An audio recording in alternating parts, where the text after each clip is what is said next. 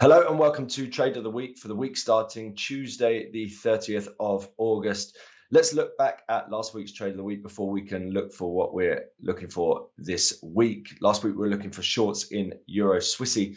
Unfortunately, despite the fact that we've got a great downtrend here, as can be the case, this is the time when we actually see the Euro coming back into strength against the Swissy, and we've seen it pop up through that price swing high, negating that bearish trend that has now been playing out for the best part of 3 months. So bit of a frustrating one, but you've got to take it on the chin and move on to the next one. Certainly, you know, the trades that we've got, I've got from previous weeks in terms of short gold and short FTSE working out pretty well anyway. And on that note, we're going to look out for the German DAX. Now, we are seeing a bit of a pop at the beginning of the week, despite those sharp losses around about that Federal Reserve speech from Jerome Powell at Jackson Hole.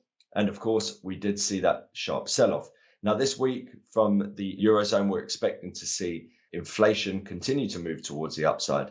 So that could be a timely reminder over the risks that the ECB do exactly the same as we have heard Jerome Powell state, and that is focus on inflation above everything else. Now, we have rallied and we're back up into the 61.8 fib level. That points towards the potential for us to short this market once again. The daily time frame shows you the bearish trend is in play here, and so we're looking for that to continue apace. So I'm looking to short this market. I'll put my stops just above the swing high 133.90. Let's do it. And to the downside, we'll get a take profit for a continuation of this trend at 127.05.